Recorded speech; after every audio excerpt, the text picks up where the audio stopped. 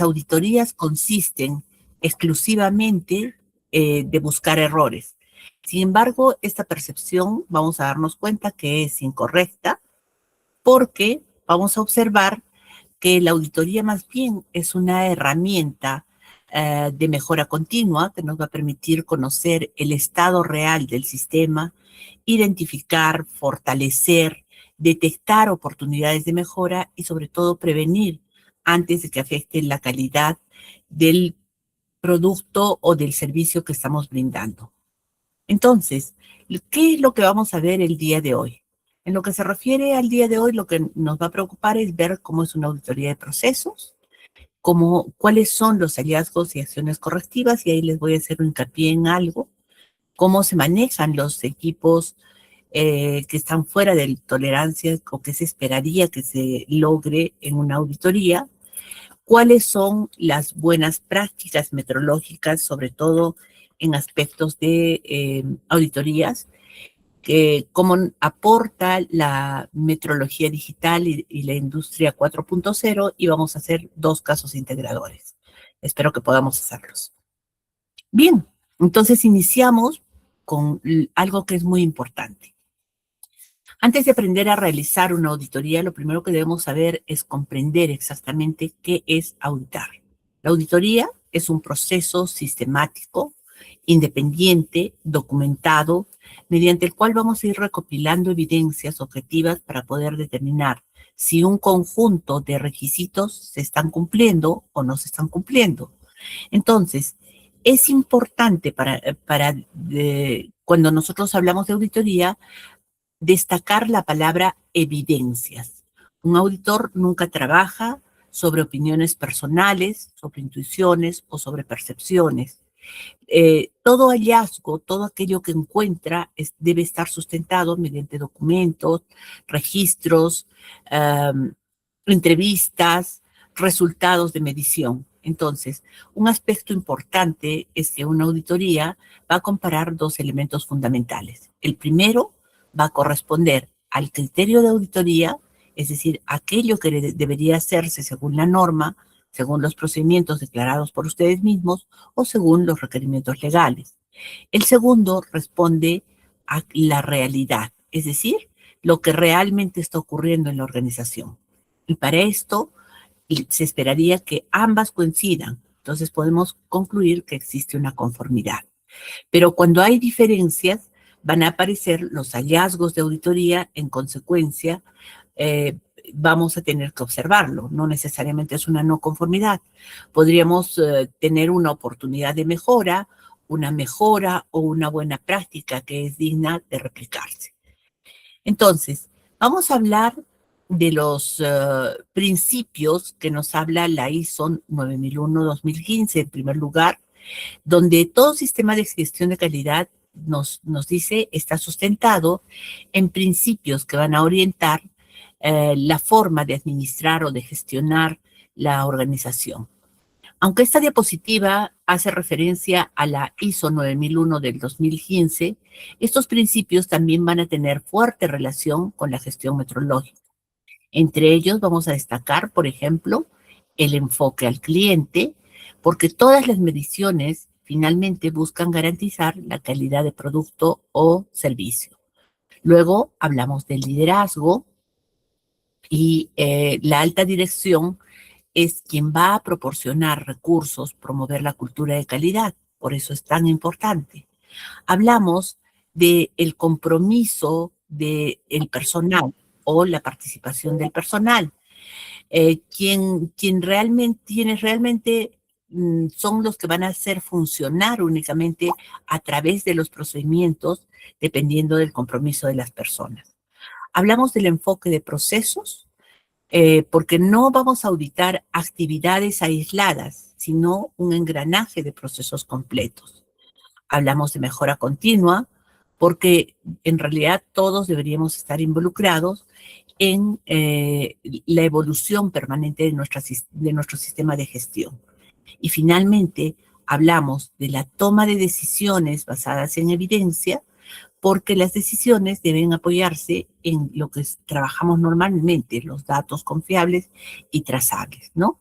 Y finalmente, en metodología, este último principio, este toma de decisiones en base a la evidencia, nos puede orientar a realmente tomar decisiones correctas o generar duda. Y también hablamos de la gestión de relaciones, porque vamos a hablar de nuestros proveedores y de nuestros stakeholders, ¿no? En la siguiente diapositiva vamos a mencionar la norma 19.011, que es la norma que nos brinda los principios de la auditoría, y estos van a estar relacionados con los auditores y con la auditoría per se. Entonces, cuando hablamos de los principios relacionados con los auditores, son aquellos que van a garantizar que los resultados de la auditoría sean confiables. El primero es la integridad. Después hablamos de que el auditor debe actuar con honestidad y ética profesional, porque estamos hablando de su presentación de imparcialidad, ¿no? Su integridad profesional. El segundo nos habla precisamente de la imparcialidad, y esto no se debe permitir que intereses personales influyan, por ejemplo, en sus conclusiones. Luego vamos a encontrar la confidencialidad, que durante la auditoría se obtiene una serie de información que es sensible y que debe protegerse y no estarse divulgando. Otro principio es el debido cuidado profesional, donde vamos a hablar básicamente que el auditor debe poseer los conocimientos técnicos suficientes para interpretar correctamente las evidencias. Y nos habla de 3 principios relacionados con la auditoría: la independencia, el enfoque basado en evidencia y el enfoque basado en riesgos. Actualmente las auditorías modernas nos revisan prácticamente todo lo que está inmerso en el sistema de gestión, pero se priorizan aquellas actividades que representan el mayor riesgo para la organización. Por ejemplo, no tiene sentido dedicar el mismo tiempo en auditar una regla metálica que es utilizada ocasionalmente, pero sí es importante controlar la temperatura en la fabricación de medicamentos, porque eso es el día a día de la empresa, ¿verdad? Bien, en la siguiente diapositiva, lo que procuro mostrarles son los principios de auditoría. El pensamiento basado en riesgo, esto lo voy a pasar acá, el pensamiento basado en riesgo es uno de los cambios importantes introducidos en las últimas normas ISO. Entonces, anteriormente muchas de las normas se enfocaban únicamente en verificar el cumplimiento de los documentos. Ahora el auditor debe preguntarse qué es lo que podría salir mal, cuál sería el impacto, qué tan probable es que ocurra alguna situación no prevista. Y sobre todo, en gestión metrológica, esto significa identificar cuáles son los instrumentos que tienen mayor influencia sobre la calidad del producto y priorizar su control. Por ejemplo, un error de un termómetro que es utilizado para controlar la esterilización podría representar un riesgo crítico en la salud pública, mientras que un cronómetro utilizado únicamente para registrar los tiempos administrativos va a ser un riesgo mucho menor. Entonces, el verdadero mensaje con estos ejemplos es que el riesgo lo va a determinar la prioridad, o nos va a determinar cuál es la prioridad en la auditoría. Trabajamos con 3 ejes del proceso. Aquí lo que observamos es que todo el proceso de auditoría va a girar en base a estos 3 elementos. Estos 3 elementos que son fundamentales porque son los criterios, el objetivo y la realidad.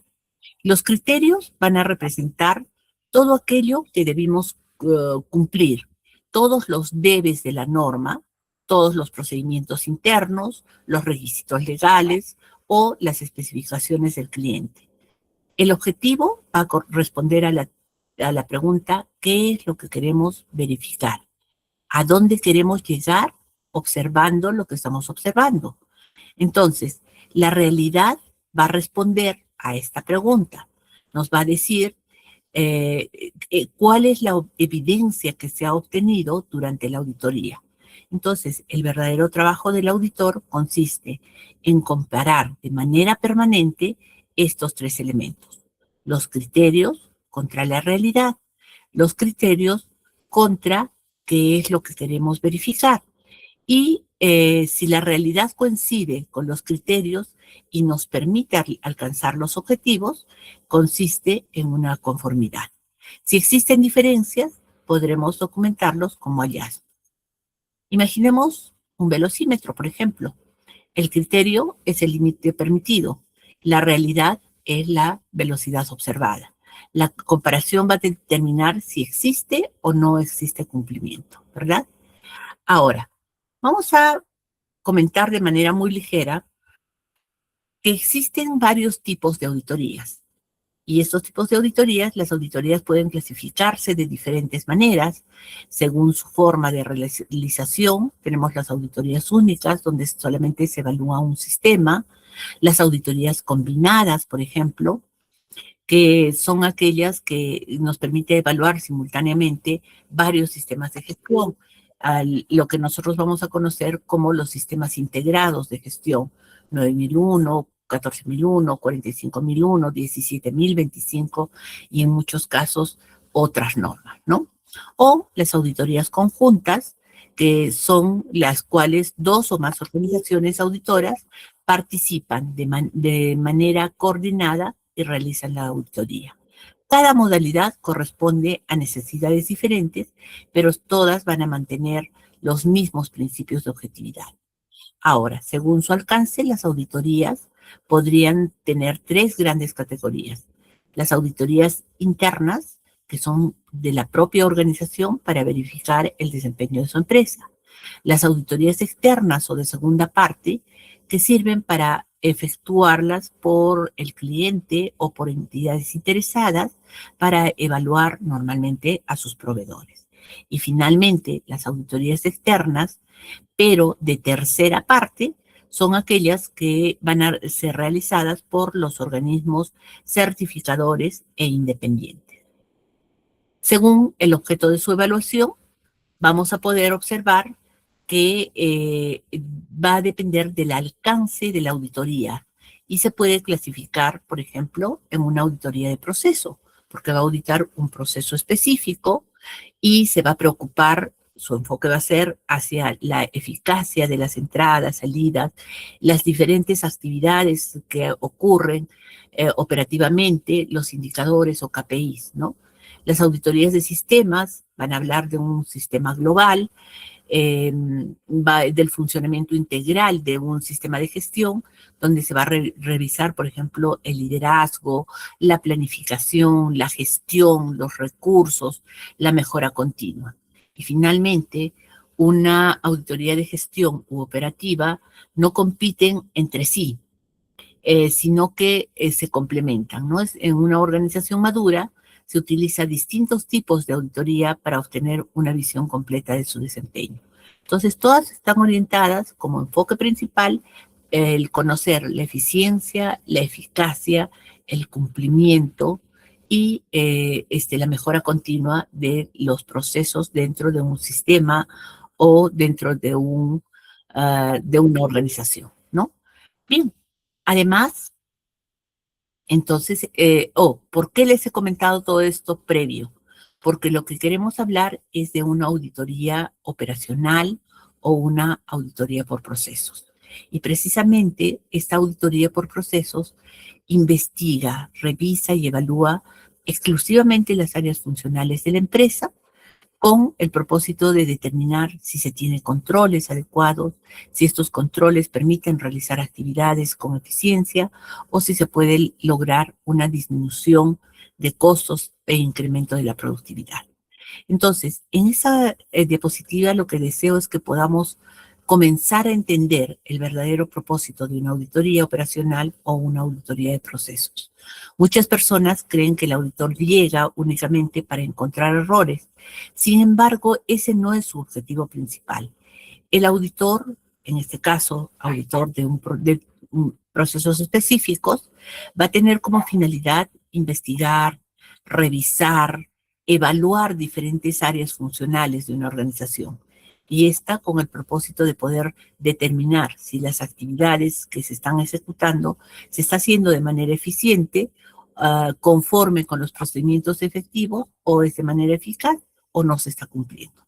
Entonces, recordemos que cuando hablamos de eficiencia nos referimos a utilizar adecuadamente los recursos disponibles, evitando desperdicios, por ejemplo, desperdicios de tiempo, de materiales o esfuerzo, y a diferencia de que cuando hablamos de eficacia es que buscamos comprobar si realmente se está alcanzando los objetivos propuestos, ¿no? Por ejemplo, en un proceso de calibración de equipos de calibración de un laboratorio, no basta con que todos los equipos tengan un certificado de calibración vigente, sino también debemos verificar si el proceso está bien planificado, si las calibraciones se están realizando oportunamente, si hay algún tipo de registros dentro del sistema, ojalá los registros completos, y si los resultados obtenidos son los que son utilizados para tomar decisiones. Entonces, una auditoría de procesos va a analizar eh, precisamente todas estas actividades que he mencionado, y su propósito es detectar algunas oportunidades para que el proceso sea mucho más eficiente, más seguro y más confiable.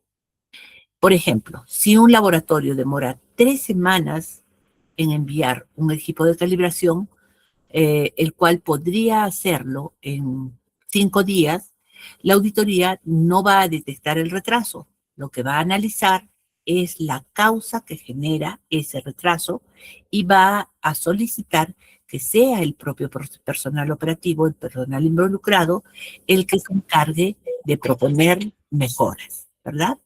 Bien, entonces, cuando hablamos de auditoría de procesos, hablamos de que esta es una auditoría que forma parte de una auditoría interna, y además constituye uno de los principales mecanismos para poder impulsar la mejora continua dentro de una organización.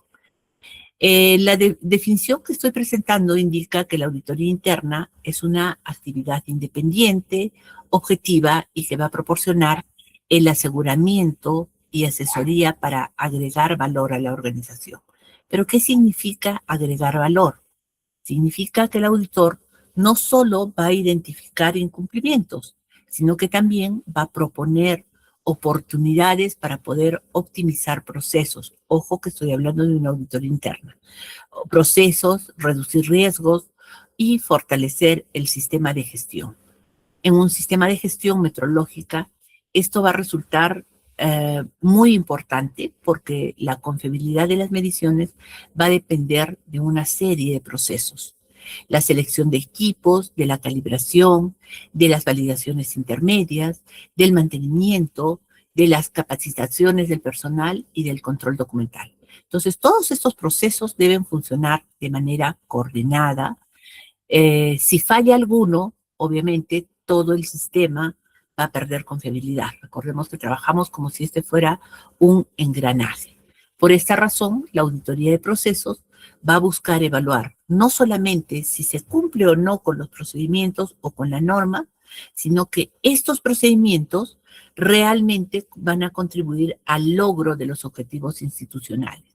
Entonces, una buena auditoría de procesos no busca culpables. Una buena auditoría en general no busca culpables, sino busca precisamente fortalecer los procesos.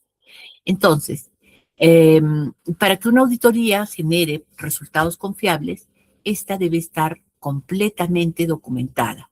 Debe seguir también un procedimiento estandarizado. Eso significa que todos los auditores deberían aplicar o deben aplicar criterios semejantes, independientemente a quién realice la evaluación.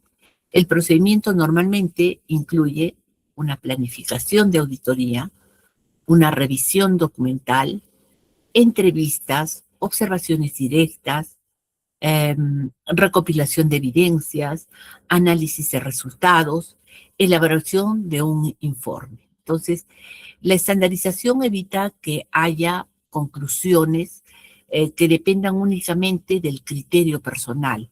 Además, va a facilitar la repetibilidad del proceso y va a permitir que se pueda comparar los resultados entre diferentes auditorías. Bien, por ejemplo, si dos auditores, antes de pasar a esta diapositiva, evalúan el mismo proceso utilizando metodología distinta, probablemente deberían llegar a conclusiones diferentes. Pero la norma exige que estos procedimientos documentados traten de ser estandarizados de acuerdo a los requisitos de la norma 19.011 del 2018, que es la vigente. Entonces llegamos a qué es una auditoría de proceso. En la diapositiva les presento que hay una definición muy práctica de lo que es auditoría de proceso. Se trata de una revisión sistemática, objetiva, que va a analizar el paso a paso de cómo se ejecutan las actividades diarias de una organización, donde el auditor va a comparar permanentemente dos elementos. ¿Qué nos dice el procedimiento y qué sucede en la operación? Entonces, si ambos coinciden, es una conformidad. Pero si hay diferencias, van a aparecer los hallazgos. Uno de los mayores beneficios de esta auditoría es que nos permite identificar, por ejemplo, dónde encontramos las mudas y muras del proceso. Muda, mura y muri. Tiempos muertos, dentro de las mudas del proceso, tiempos muertos, duplicidad de actividades, reprocesos, exceso de documentación, desperdicios de recursos, incumplimientos técnicos. Entonces, muchas veces la organización lleva años trabajando de una determinada manera, pero no se da cuenta de que existen actividades que no agregan valor o que más bien se vuelven un costo de no calidad. Entonces, la auditoría nos permite, por ejemplo, descubrir estas oportunidades. Imaginemos que un laboratorio imprime 5 formularios diferentes para poder registrar la misma calibración.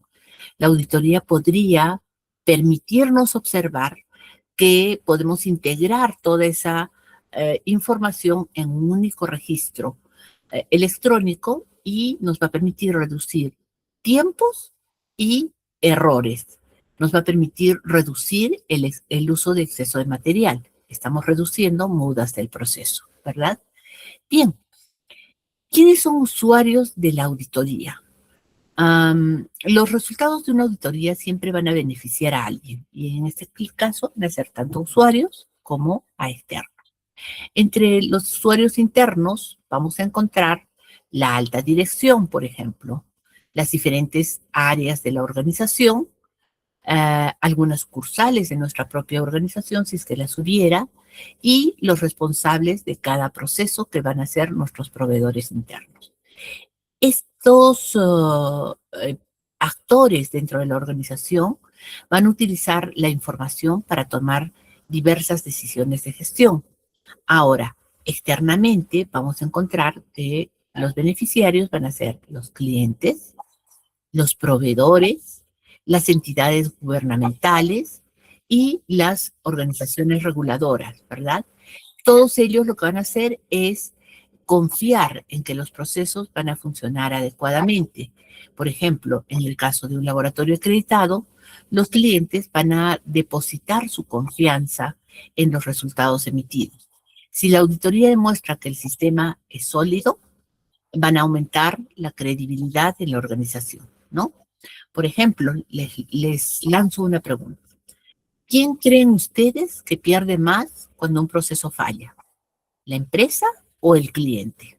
A ver, escribamos qué pensamos. ¿Quién pierde más? Esta pregunta va para ustedes. ¿Quién pierde más cuando falla un proceso? ¿La empresa? Muy bien, podría ser la empresa, no el cliente. La mayoría pensamos la empresa, ¿no? Sin embargo, afectados y pierden por igual tanto la empresa como el cliente, porque ambos son afectados. Muy bien, interesantes respuestas. Vamos con conocer cuáles son los propósitos y beneficios de una auditoría de procesos. La auditoría de procesos tiene múltiples beneficios, lo hablé hace un momento. Y uno de ellos es el impulsar la mejora continua. ¿Por qué? Porque no buscamos encontrar errores para sancionar a los trabajadores. Es el peor error que puede cometer una empresa. Lo que hacemos es buscar oportunidades para trabajar mejor. Y esto nos va a permitir, por ejemplo, reducir las mudas del proceso, riesgos operativos y también algunas otras afectaciones como riesgos del proceso operacional, mejorar la eficiencia del proceso, optimizar nuestros recursos, fortalecer el cumplimiento de las normas ISO y incrementar la satisfacción del cliente. Entonces, cuando una auditoría está bien realizada, la organización va a obtener información muy valiosa para poder orientar sus decisiones estratégicas. Podríamos decir entonces que la auditoría funciona como si fuera un examen médico, ¿no? No se realiza para demostrar que estamos enfermos. Nosotros vamos cada cierto periodo de tiempo al médico para saber si estamos, cómo va nuestro organismo. No vamos a encontrar la enfermedad, ¿verdad? Es una mala práctica cuando nosotros vamos solamente cuando estamos enfermos o llamamos al médico solo cuando estamos enfermos. Lo que queremos es revisar nuestro estado de salud, prevenir que aparezcan problemas futuros, ¿verdad? Es lo mismo que ocurre, nosotros hacemos auditorías pensando en conocer el estado en el que está cumpliendo o está madurando nuestro sistema de gestión metrológico o de la medición y encontrar las formas como podríamos acelerar esa maduración o poder mejorar. Aquí quiero presentarles las fases del proceso de auditoría, donde vamos a recordar en primer lugar que todo proceso de auditoría va a seguir una secuencia lógica. La primera fase va a corresponder siempre a la planificación. Aquí definimos objetivos, definimos cuál es el alcance, cuáles son los recursos, cuál es el cronograma que vamos a trabajar. Entonces, en esta parte prácticamente vamos a describir el proceso. Permítanme un puntero, perfecto. En esta parte prácticamente vamos a describir cuál va a ser el proceso que pensamos aplicar y por tanto nuestro cliente interno o externo nos va a aceptar el trabajo. Una vez que hemos planificado, les dije, vamos a armar programas, cronogramas de cómo vamos a trabajar y estos programas nos van a permitir pasar a una segunda etapa que va a ser la ejecución, ¿no? Ya hemos analizado la información, pasamos a la ejecución. En esta etapa de ejecución, el auditor va a realizar entrevistas, va a observar actividades, va a revisar documentos, y va a recopilar evidencias. Y esto nos va a llevar a una tercera etapa que nos va a llevar a analizar toda la información, hacer una evaluación de lo que hemos encontrado, analizar la información obtenida para poder identificar cuáles son las fortalezas, las oportunidades de mejora y las no conformidades. Una vez que se desarrolla el plan de mejora, esta fase se organiza para una etapa de seguimiento.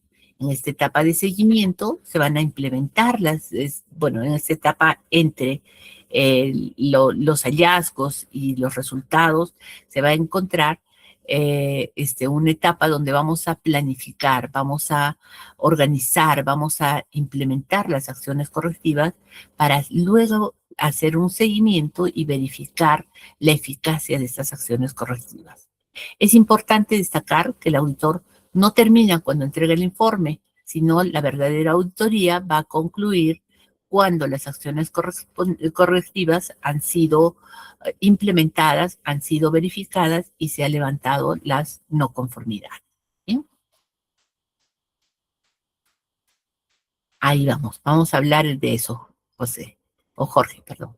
Entonces, hablamos de algunas etapas, ¿verdad? Y en la fase 1 hablamos de una planificación estratégica. Decíamos que en esta planificación se va a presentar uno de los factores más importantes que nos va a servir o va a ser la base del éxito de nuestras auditorías.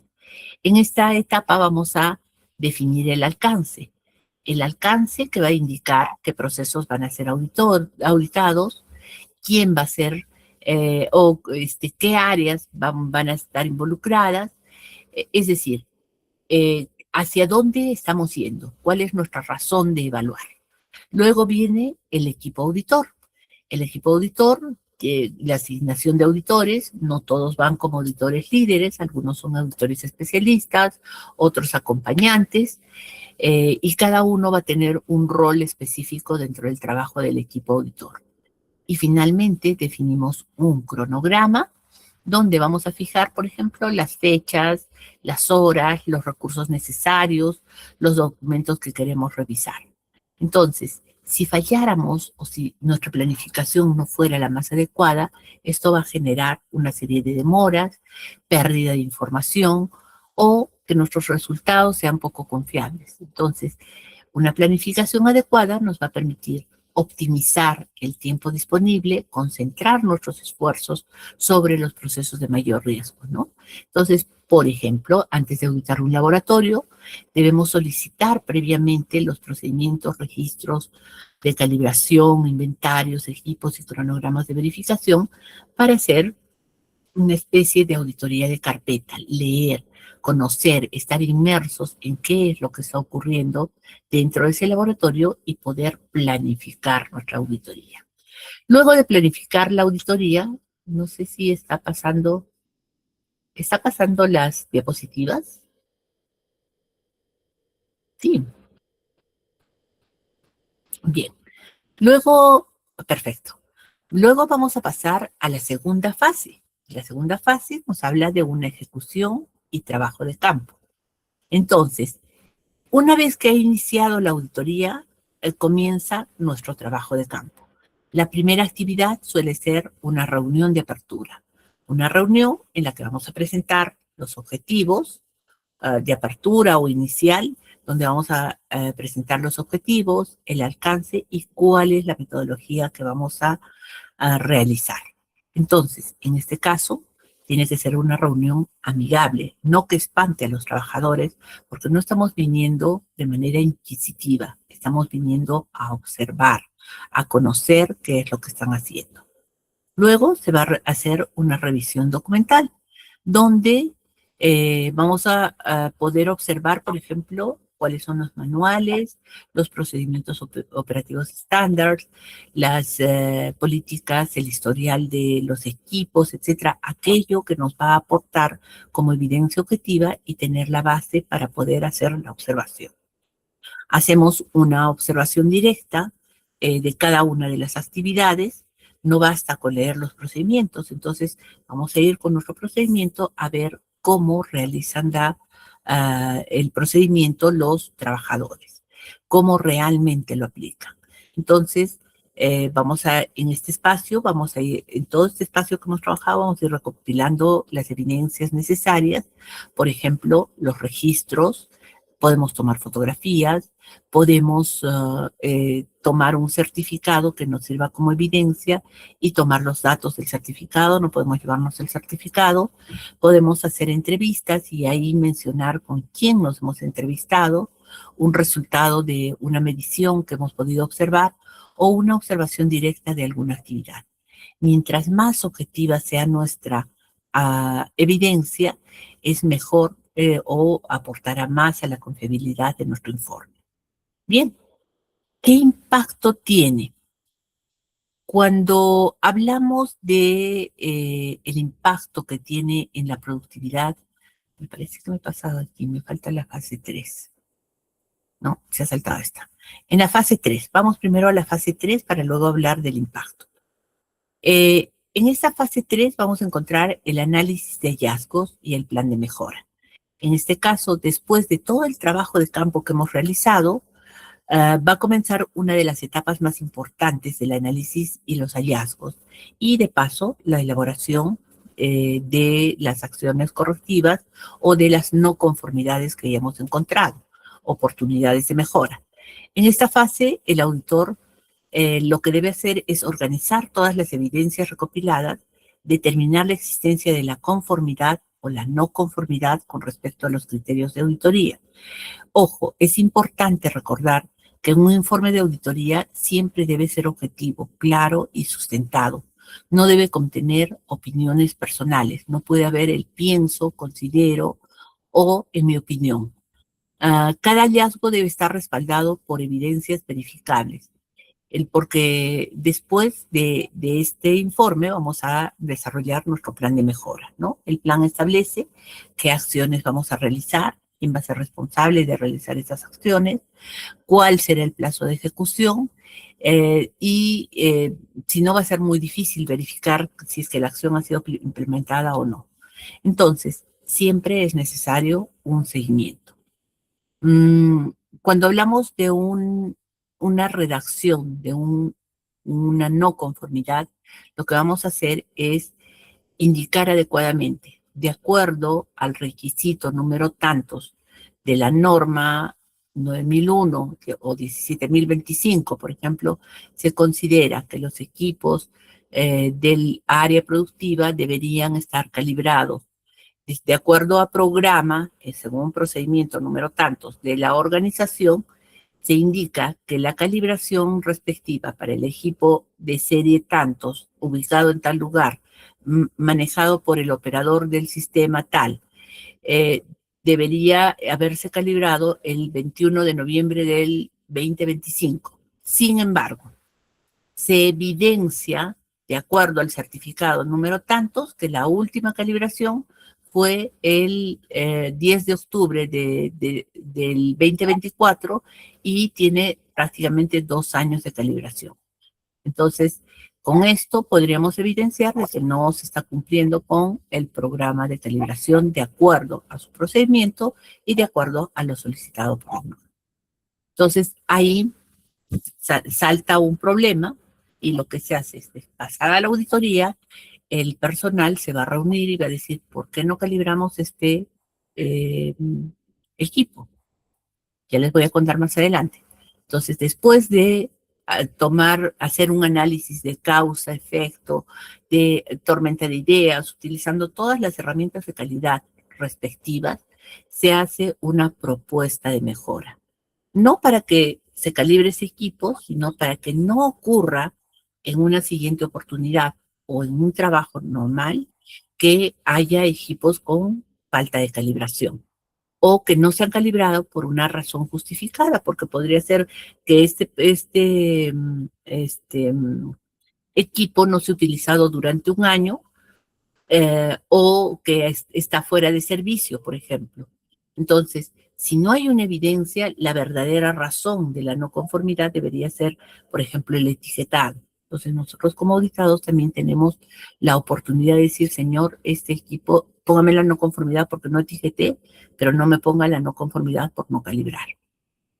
No sé si vale más una que la otra, pero igual hay que hacer un análisis de causa-efecto, saber cuáles son las razones por las que no se calibró o no se puso la etiqueta y continuar con hacer un plan de acción para levantar esa no conformidad.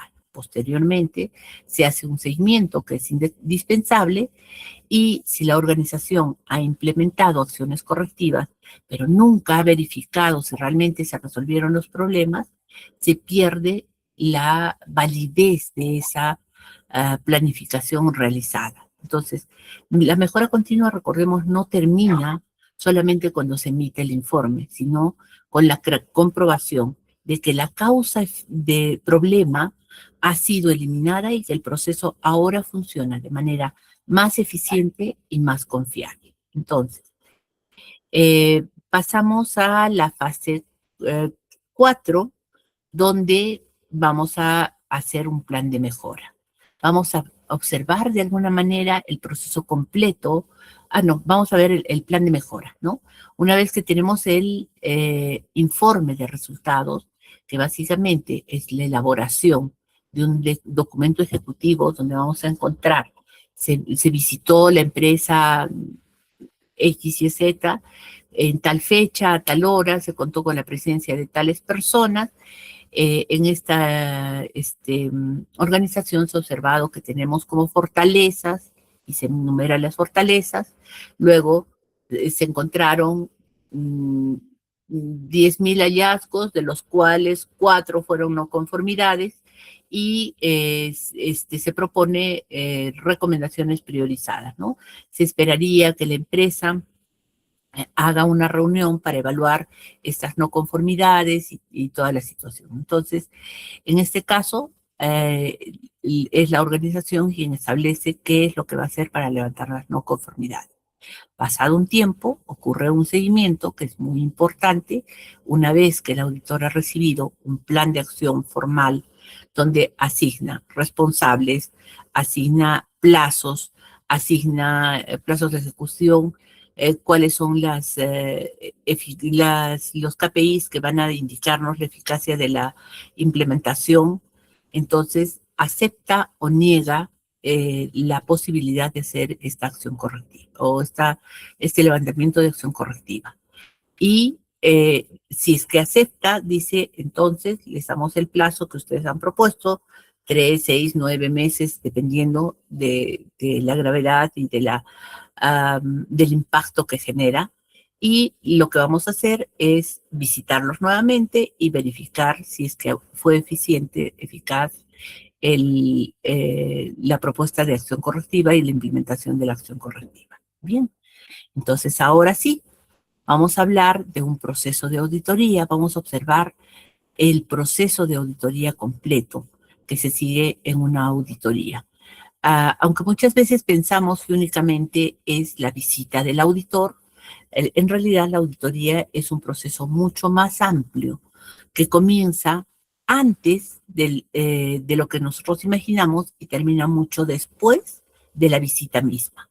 En primer lugar, vamos a observar que tenemos la etapa de la planificación, donde ya hemos indicado lo que se va a hacer es planificar precisamente, definir los objetivos, por ejemplo, qué queremos evaluar, qué riesgos pretendemos controlar, qué procesos son prioritarios. Entonces, después de haber analizado estos diversos factores, se determina cuál es la importancia de la auditoría. Y vamos a encontrar, por ejemplo, los recursos que se van a asignar, la relevancia estratégica del proceso, el tiempo desde la última auditoría, el grado de automatización que tiene el sistema, la dispersión geográfica, la receptividad de los responsables, etc. Entonces, para nosotros es importante entender que no todos los procesos requieren la misma frecuencia de auditoría. Hay procesos que se hacen con una periodicidad más larga, por tanto no deberían requerir una auditoría constante, pero hay procesos que son los de más alto riesgo, son los que se utiliza frecuentemente, los que están expuestos al riesgo la rutina, por ejemplo, que sí requieren ser auditados. Entonces, aquellos procesos que representan el mayor riesgo para la organización o que tienen un impacto directo en la calidad del producto son los que más deben auditarse. Por ejemplo, en un laboratorio de calibración de equipos, tendría que darle la mayor prioridad a los procesos operativos que a los procesos administrativos, ¿no?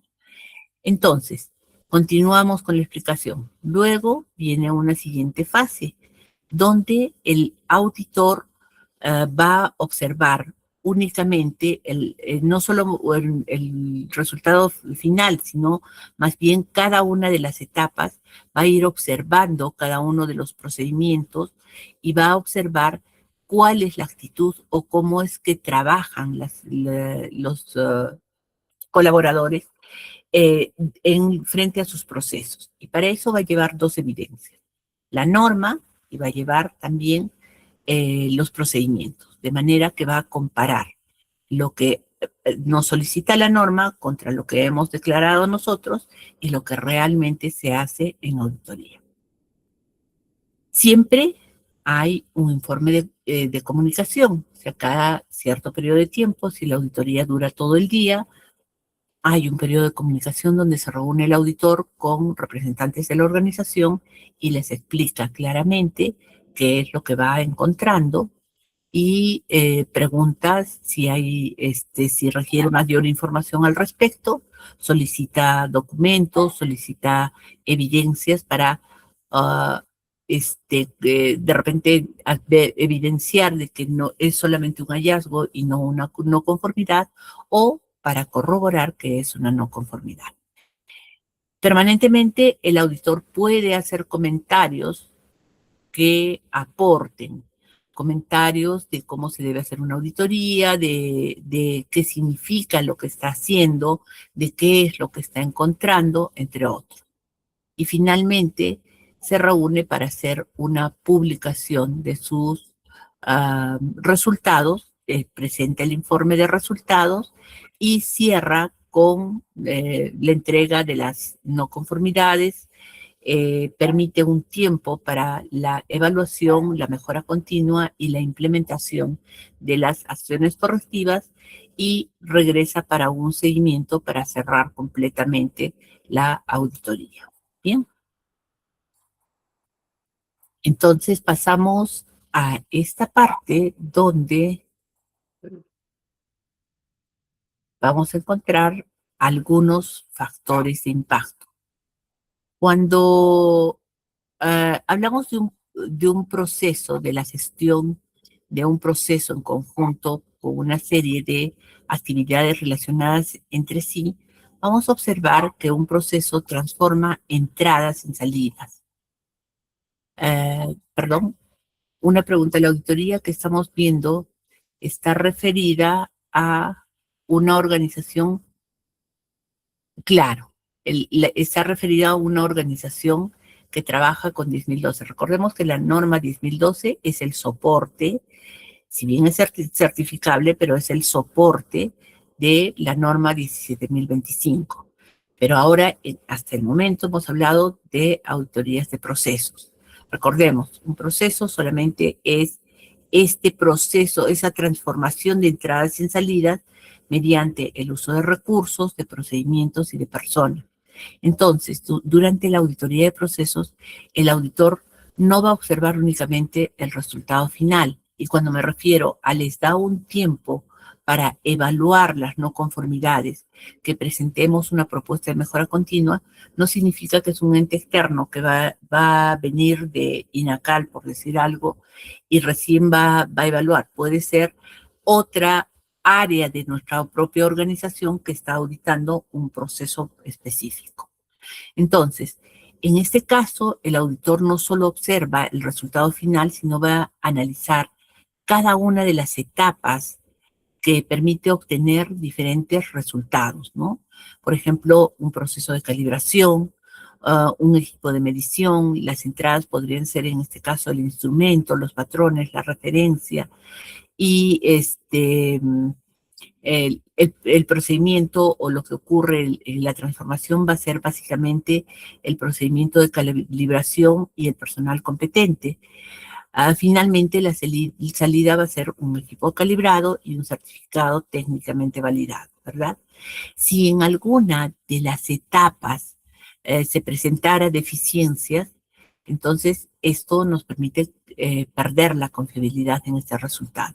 Por ello es que la auditoría va a revisar no únicamente el producto terminado, sino va a evaluar cada una de las etapas, ¿no? de un proceso.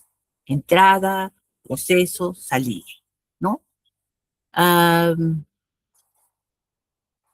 Bien, entonces, cuando nosotros hablamos de un concepto que es muy importante, es la conformidad o la no conformidad. Y en este caso vamos a hablar de, existe conformidad cuando un proceso cumple con todos los requisitos que son establecidos por la norma, los procedimientos internos o las especificaciones del cliente. Existe no conformidad, no es inconformidad, sino no conformidad cuando se incumple alguno de estos requisitos. Y es importante que aclaremos que una no conformidad no significa necesariamente que el producto sea defectuoso, significa que se ha incumplido o que al incumplir se podría comprometer a la calidad o a la confiabilidad del proceso. En metrología, por ejemplo, podemos decir un certificado de calibración vencido, el ejemplo que les ponía anteriormente, va a constituir una no conformidad. Aun cuando el equipo siga funcionando correctamente y nuestras verificaciones intermedias nos indiquen que está funcionando, que no ha salido dentro de la variabilidad, que está dentro de la tolerancia, eh, igual va a haber una no conformidad, porque somos nosotros quienes hemos puesto como requisito de que ese equipo se va a calibrar cada periodo de tiempo. Y para eso hemos observado una serie de variables, ¿verdad? Entonces, esto ocurre porque ya no hay evidencia objetiva que garantice la validez de las mediciones. Bien, entonces, las auditorías evalúan el cumplimiento de requisitos y no las opiniones personales. Bien, entonces me dirán, ¿y qué hace un gráfico, una herramienta de calidad de 5 variables, que es la espina de pescado o la causa-efecto, ¿no? La herramienta de causa-efecto? Bien, lo que quiero explicarles aquí es presentar de manera más amplia la gestión de calidad o la evaluación de una no conformidad aplicando 5 variables importantes, o las 5 M's del proceso, que son bastante conocidas. Estas 5 variables intervienen prácticamente en todos los procesos y explican el por qué se podrían generar desviaciones. Y dentro de esas tenemos, por ejemplo, la mano de obra, la máquina o maquinaria o los equipos en todo caso. Luego tenemos los métodos de trabajo, los materiales y el medio ambiente. Cuando alguna de estas variables no funciona correctamente, el producto final podría terminar con alguna no conformidad. Entonces, si alguna de estas variables presenta deficiencias, va a aumentar la probabilidad de obtener productos o servicios no conformes. En auditoría utilizamos mucho este modelo para poder analizar las posibles causas de problemas. Más que en auditoría, después de la auditoría, una vez que tenemos las acciones correctivas, hacemos mucho uso de esta espina de pescado o diagrama de Ishikawa, que nos va a permitir preguntarnos si el operador estaba realmente capacitado, si los equipos con los que estamos trabajando estaban realmente calibrados y hemos tenido verificaciones intermedias que nos permitan reconocer si la tolerancia y la variabilidad estaban dentro de lo esperado, si el procedimiento o los métodos que estamos aplicando eran los adecuados o no, si es que los materiales que estamos utilizando eran los correctos y si las condiciones ambientales fueron las apropiadas. Entonces, ¿qué nos permite? Si nos preguntamos cada una de esas preguntas de las 5M, vamos a poder encontrar una serie de respuestas que no solamente van a ir a la capacitación del trabajador, podría ser a su competencia, a su estado de ánimo, que podrían haber generado algún nivel de variabilidad. Equipos calibrados, un equipo calibrado sin verificaciones intermedias, sin puestas a punto, tranquilamente van a aportar una serie de ruidos negros, variabilidad en el proceso, ¿verdad? Los métodos, si no los hemos utilizado adecuadamente, vamos a tener variabilidad en el proceso, ¿cierto? Bien, entonces, vamos a encontrar que normalmente en una auditoría vamos a encontrar lo primero, hallazgos y acciones correctivas. Cuando el auditor detecta, perdón un segundo, por favor.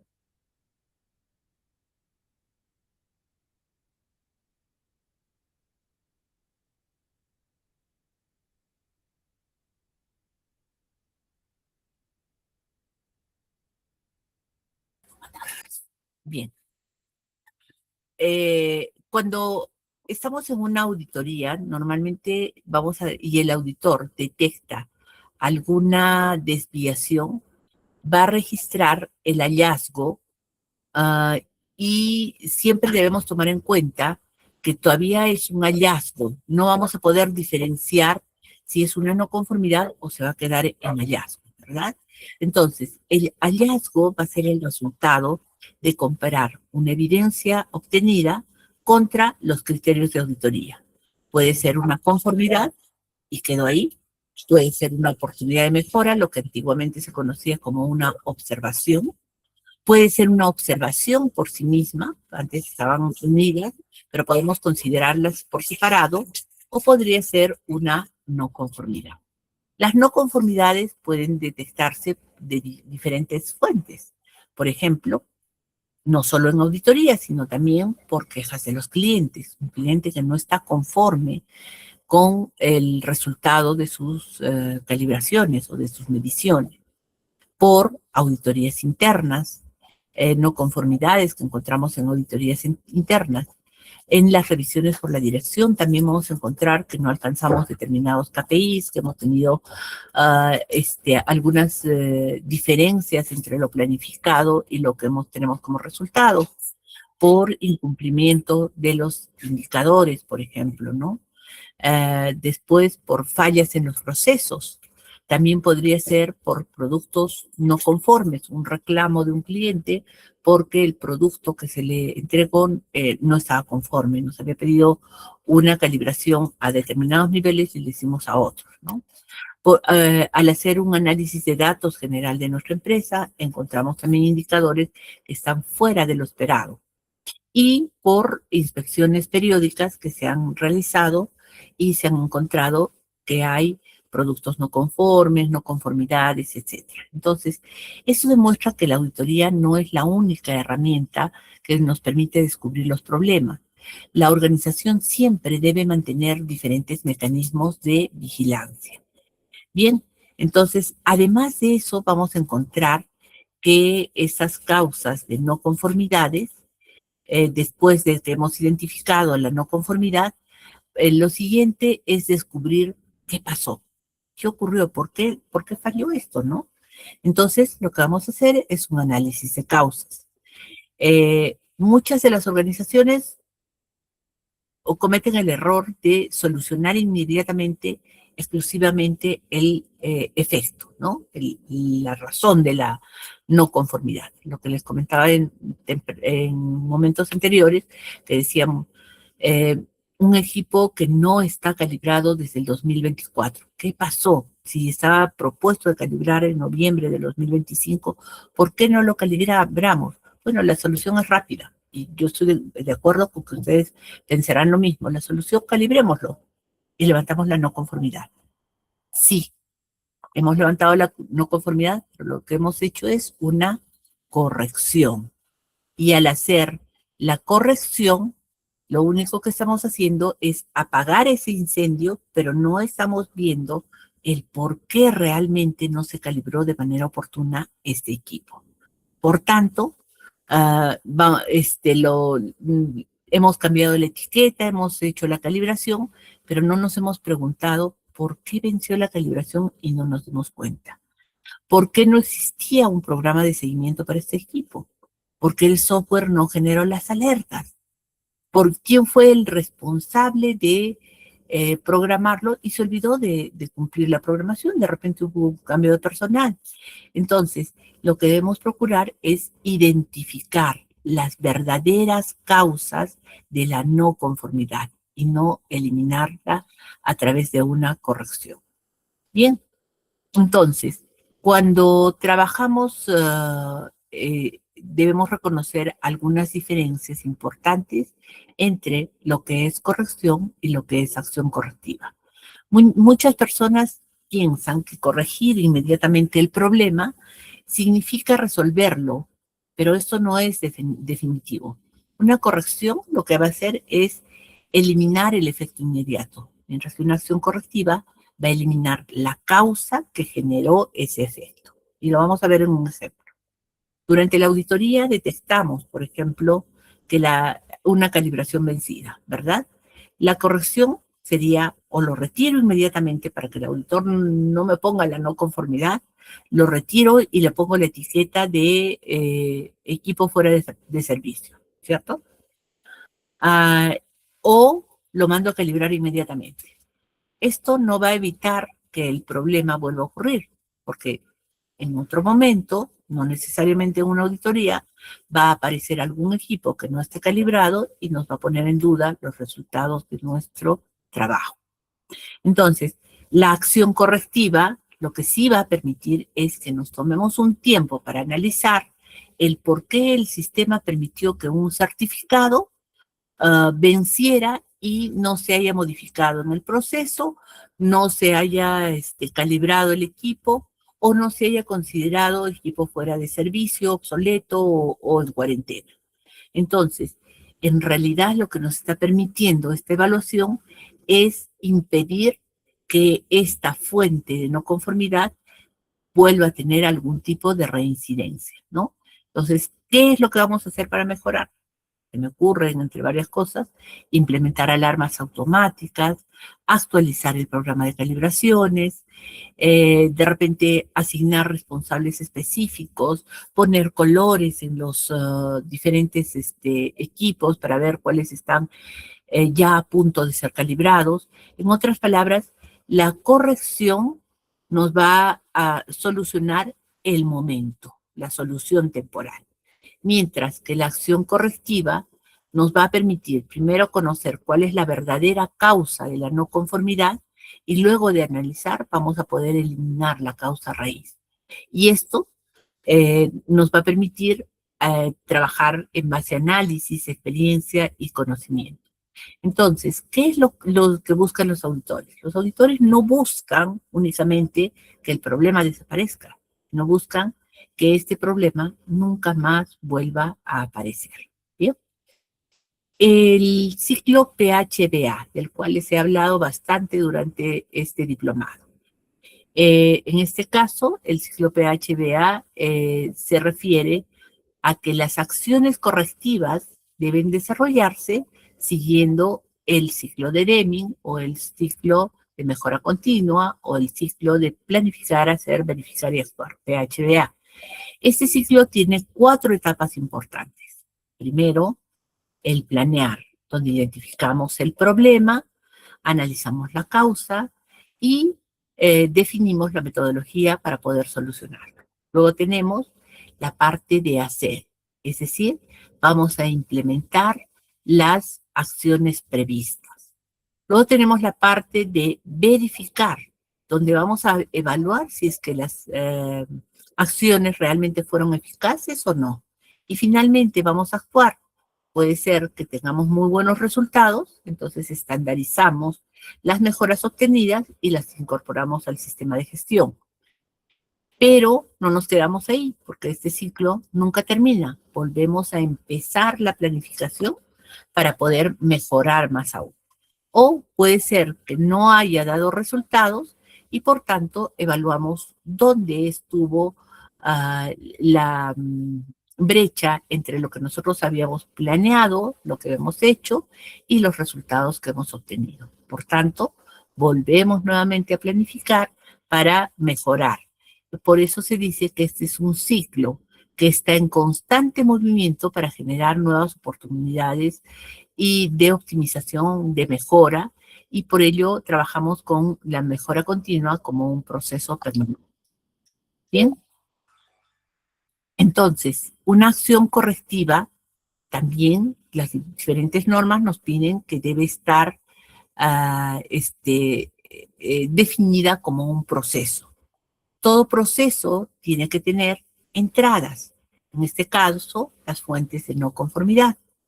Tenemos que detectar dónde vamos a encontrar las fuentes de no conformidad. En diapositivas anteriores decíamos quejas de clientes, productos no conformes, resultados de auditoría, resultados de supervisión, entre otros, ¿no? Por otro lado, vamos a observar las actividades. Entonces, ¿cuáles son los pasos que tenemos cuando detectamos una no conformidad? No necesariamente como una no conformidad de auditoría, una no conformidad en general. ¿Qué es lo que hacemos? Evaluamos la no conformidad, verificamos si los datos son correctos, procedemos a hacer una reunión de equipos de mejora, por ejemplo, para hacer una evaluación o del equipo involucrado, y inmediatamente se hace un análisis de causa. Después del análisis de causa o diagrama del árbol o un Pareto, dependiendo de lo que vayamos encontrando, de la forma como queramos aplicar, hacemos un árbol de decisiones para poder definir nuestra propuesta de mejora, o podemos hacer algún otro tipo de uso de algún otro tipo de herramienta de la calidad para terminar en una planificación, un cronograma, un programa de cómo vamos a implementar las acciones de mejora. Finalmente, dentro de estas actividades o dentro de estas causas a desarrollar, debe haber siempre un registro que evidencie todo el trabajo que hemos hecho. Y como salida vamos a tener solamente los resultados, la culminación de nuestro análisis, que va a redundar en la eliminación de la causa de raíz y la eliminación del proceso. Recordemos, toda esta información debe estar documentada y esta documentación va a constituir la evidencia que posteriormente va a revisar el auditor. Bien. Otro tema que es importante cuando estamos en una auditoría de procesos o una auditoría en general son los equipos que están fuera de tolerancia, y para eso nosotros tenemos que trabajar con la detección y la confirmación metrológica. Entonces, dentro de los hallazgos de auditoría de un sistema de gestión de medición, vamos a encontrar, imaginemos que durante la auditoría se revisa un equipo de medición y se verifica su desempeño. Demuestra que siempre presenta un error máximo permitido, y esto significa que el equipo está fuera de tolerancia. Muchas organizaciones creen que el problema termina enviando el equipo a calibrar. Sin embargo, desde el punto de vista 10.012, tenemos que tomar en cuenta que el problema recién inicia. La primera pregunta es, ¿qué debe hacer el auditor? En primer lugar, el auditor va a preguntar qué mediciones se realizaron con este equipo cuando ya estaba fuera de tolerancia. Ahora, para eso aparece el concepto de confirmación metrológica, ¿no? Detección y confirmación metrológica. Y esto consiste en demostrar que el equipo era apto para el uso previsto. Entonces, cuando el error supera la tolerancia establecida, ya no podemos garantizar que las mediciones que hemos realizado sean confiables. Por esa razón, la norma exige que se haga una evaluación inmediata del riesgo, considerando algunos aspectos como la incertidumbre de la medición, la deriva histórica del equipo, la regla de decisión que han utilizado, el impacto potencial sobre la calidad del producto. Entonces, esta documentación debemos tenerla en auditoría para cada uno de nuestros equipos. Es importante que recordemos que un equipo fuera de tolerancia no implica automáticamente que todos los productos sean defectuosos. Lo que exige la norma es que demostremos mediante evidencia técnica que las mediciones que se han realizado siguen siendo válidas, y si es que no lo fueran, hay que identificar qué productos podrían haberse visto afectados. Entonces, retroceder en el tiempo por trazabilidad, seguir el rastro que hemos ido dejando y hacer unas nuevas mediciones, por ejemplo, ¿no? Con un equipo confiable. Imaginemos que un manómetro utilizado para controlar la presión de esterilización presenta un error superior al permitido. Entonces, la organización lo que tiene que hacer es revisar todos los ciclos de esterilización realizados desde la última verificación validada. Y con esto vamos a determinar si los productos procesados continúan siendo conformes, lo cual es un gran problema para nosotros, ¿no? Entonces, ¿cuál es el protocolo de acción inmediata? Lo que vamos a trabajar, una vez que hemos detectado el equipo fuera de la tolerancia, la organización va a actuar inmediatamente. La ISO 10012 establece una serie de acciones que no pueden esperar. La primera acción consiste en retirar el equipo de servicio.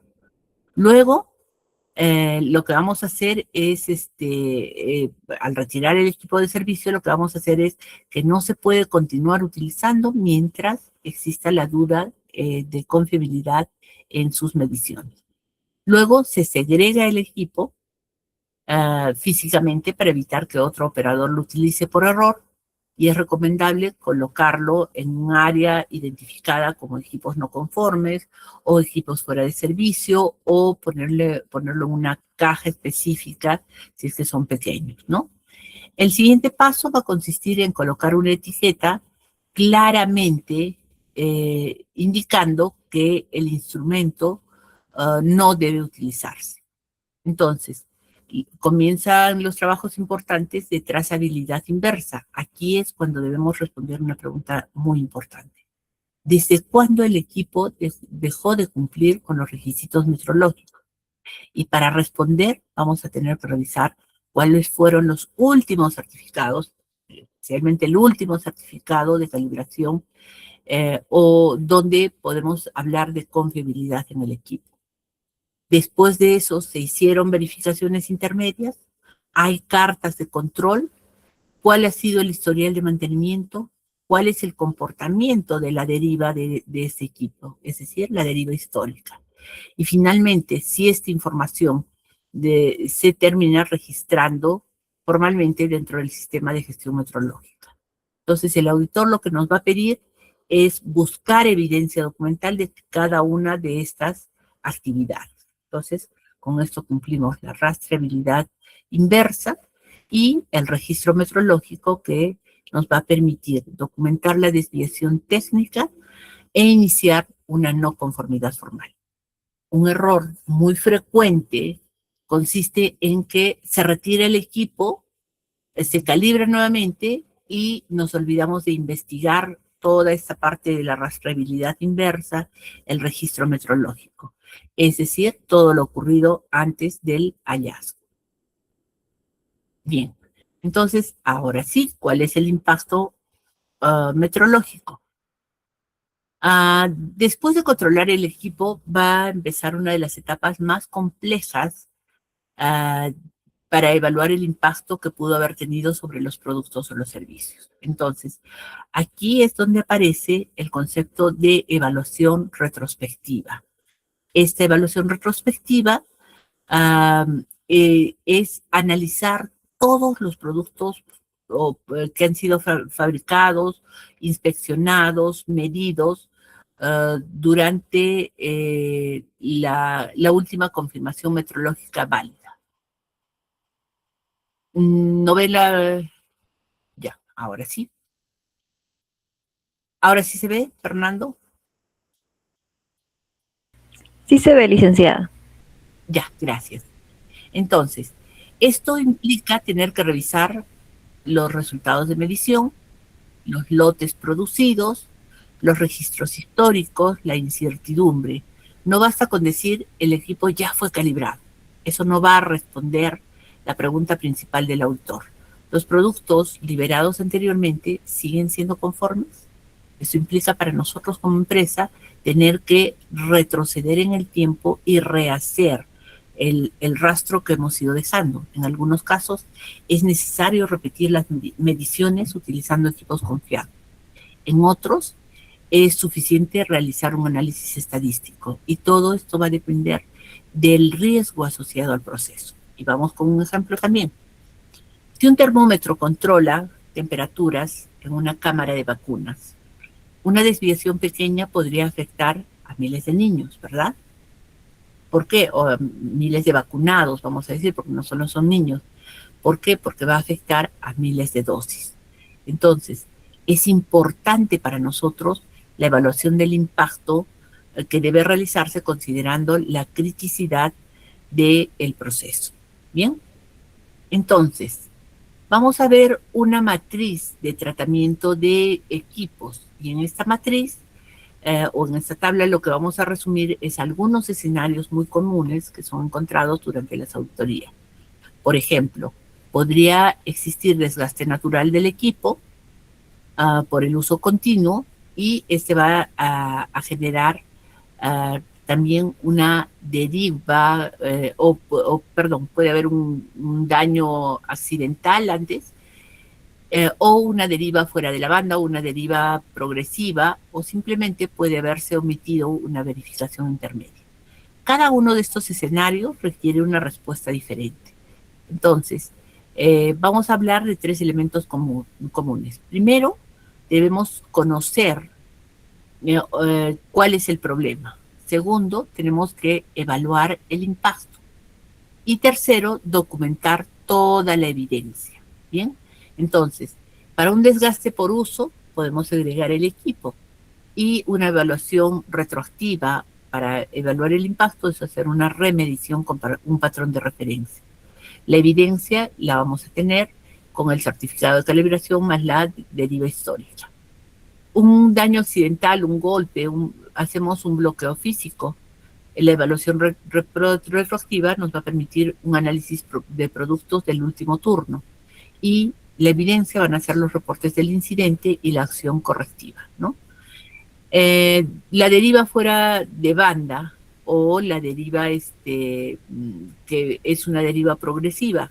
Se hace un ajuste técnico como acción inmediata. Sin embargo, nuestra evaluación retroactiva va a ser un estudio de incertidumbre extendida. Y la evidencia, el análisis de riesgo según la 10.012 del 2026. La falta de verificación intermedia, actuamos con un plan.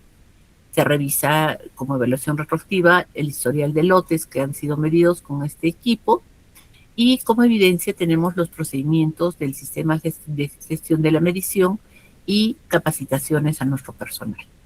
En otras palabras, vamos a hacer una ruta crítica de hallazgos de la auditoría. Y en este caso, este flujo nos va a permitir cuál es la actuación que debemos tener frente a un equipo fuera de tolerancia. Vamos a dividirlo en 4 etapas. La primera va a ser la detección. Aquí lo que vamos a hacer es identificar el problema. La segunda va a corresponder a la contención, donde vamos a bloquear inmediatamente el equipo para impedir nuevos errores. La tercera etapa va a ser evaluar el impacto o hacer un análisis del impacto. Y aquí vamos a evaluar los productos ya liberados. Y finalmente tenemos un cierre. En este cierre del sistema de gestión de la medición va a ser implementar acciones correctivas, recalibrar el equipo, revisar intervalos de calibración, verificar nuevamente su desempeño. Y podemos observar que la auditoría no va a concluir hasta que todo el sistema volvió a operar de manera adecuada nuevamente, ¿no? Entonces, hay algunos principios fundamentales que debemos trabajar en el sistema de gestión de la medición, donde hablamos de las buenas prácticas. Las buenas prácticas dentro de lo que es un sistema de gestión de la medición, que después de analizar qué ocurre cuando aparece un problema, vamos a ver cómo prevenirlo. Y la forma de prevenirlo es estas buenas prácticas. Los principales o los principios fundamentales del sistema de gestión de las mediciones lo que buscan es garantizar 3 características esenciales, recordemos: trazabilidad, repetibilidad y confiabilidad. Y para poder lograr eso, debemos controlar permanentemente cuáles son las condiciones ambientales, por ejemplo. Estas condiciones ambientales van a permitirnos evaluar, por ejemplo, hacer un monitoreo continuo de la temperatura, humedad, vibraciones, el polvo o corrientes de aire que podrían modificar significativamente el comportamiento del equipo. Muchas veces un instrumento, vamos también a el uso y manipulación adecuada, muchas veces un instrumento está perfectamente calibrado, pero si alguna condición ambiental afecta o está directamente afectando, va a invalidar completamente la medición. Y en un caso importante es, por ejemplo, la balanza analítica, que está instalada en un cubo cerrado de vidrio, tiene una ventana abierta por donde podría, si la dejamos abierta, podría haber fluctuaciones importantes debido a las corrientes de aire, ¿no? Luego hablamos de que otra buena práctica va a ser las comprobaciones intermedias y la verificación. Y dentro de esto vamos a hablar que entre una calibración y la siguiente van a ocurrir varios meses. Y nos debemos preguntar siempre cómo sabemos que el equipo continúa funcionando correctamente durante este tiempo. Y la respuesta es haciendo comprobaciones intermedias o verificaciones intermedias. Y estas verificaciones van a utilizar patrones de trabajo que nos van a confirmar diariamente el comportamiento del instrumento. También vamos a emplear cartas de control metrológico que nos van a permitir detectar cuál es la tendencia antes de que aparezca una desviación importante, ¿no? Y para eso definimos criterios de aceptación claros que nos permitan definir los límites de advertencia y los límites de acción. Pero para la auditoría específicamente debemos tener registros inalterables, donde almacenamos digitalmente los datos de verificación y respaldamos nuestra auditoría del sistema de gestión de medición. Gracias a este seguimiento podemos descubrir una deriva mucho antes de que el equipo salga completamente de la tolerancia. Bien. Hay 3 pilares operativos bajo la norma 10.012 del 2026 que nos permite conocer o trabajar adecuadamente bajo las buenas prácticas de en sistemas de gestión de la medición.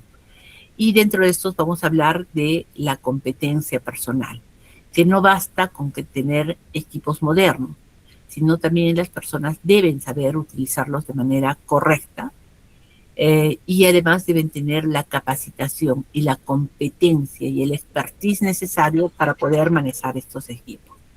Luego hablamos de la trazabilidad ininterrumpida. El segundo pilar es esta trazabilidad metrológica, donde se espera que cada medición debe estar relacionada con patrones nacionales, internacionales, mediante una cadena ininterrumpida de calibraciones. Y finalmente, el tercer pilar va a ser el enfoque basado en el riesgo, porque no todos los equipos requieren el mismo nivel de control.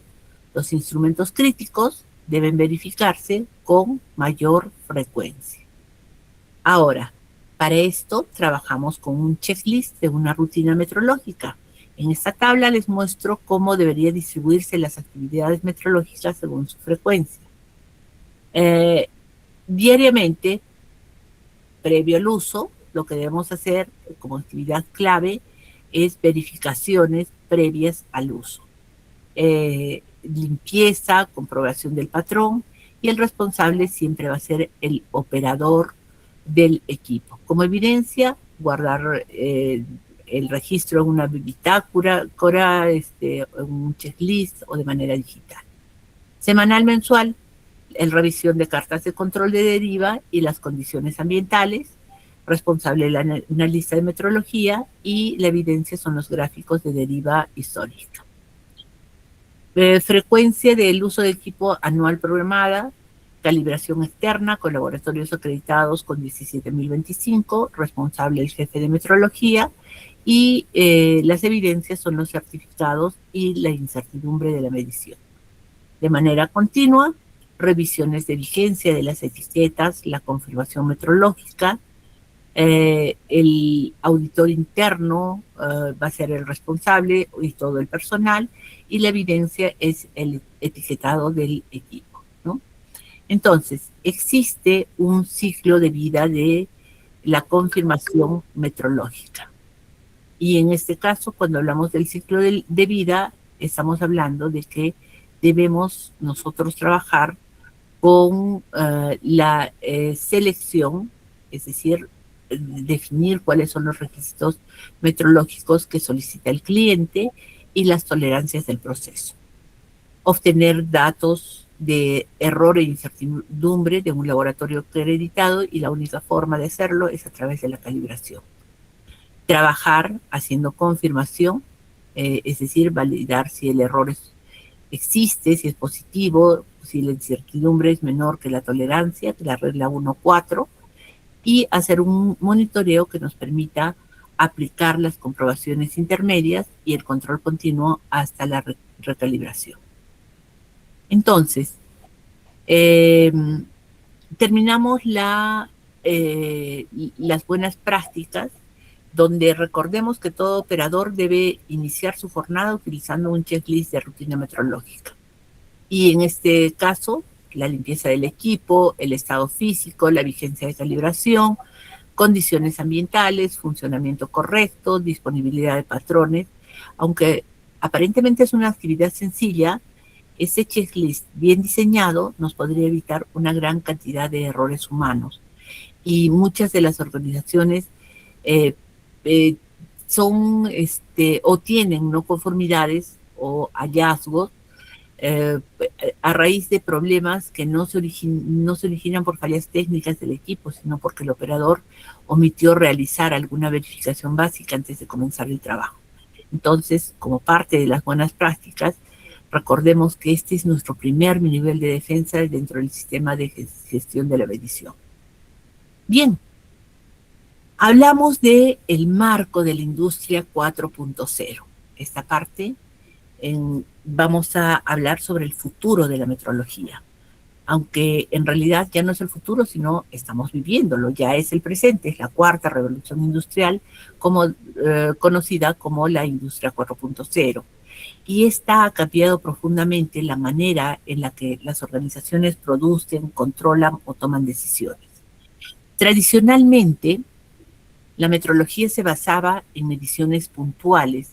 Un operador realizaba la medición, anotaba el resultado en una hoja de registro, posteriormente esa información era utilizada para poder tomar decisiones, pero ese esquema hoy ha evolucionado. La metrología digital, por ejemplo, incorpora sensores inteligentes, como son los dispositivos que están incorporados a Internet Industrial de las Cosas. El IoT, que son los gemelos digitales, certificados digitales de calibración, y nos permite que las mediciones se registren y analicen prácticamente en tiempo real. Sin embargo, hay que tener presente un aspecto importante. La tecnología por sí sola no nos garantiza la confiabilidad de la medición. Un sensor puede ser muy moderno, pero puede generar también datos muy rápidos, pero si estos datos no son trazables, no hay calibración o no cumplen los requisitos metrológicos, las decisiones que tomemos van a ser incorrectas. Por esta razón, la norma 10.012 continúa siendo el fundamento que va a garantizar la confiabilidad de estas mediciones digitales, ¿no? Vamos a hablar de estos pilares metrológicos de la norma 10.012. Y para poder comprender cómo funciona la metrología digital, y es importante para ello reconocer tres pilares fundamentales. En primer lugar, la confirmación metrológica, que es el conjunto de actividades que van a garantizar que un equipo es adecuado o no para el uso previsto. Si se dan cuenta, no se limita solamente a la calibración, sino también incluye verificaciones, ajustes, mantenimientos y cualquier otra actividad necesaria para asegurar que el equipo continúa proporcionando resultados confiables. Luego, el segundo pilar va a ser la trazabilidad metrológica, que este principio establece que toda medición debe estar relacionada con patrones nacionales o internacionales mediante una cadena ininterrumpida de calibraciones.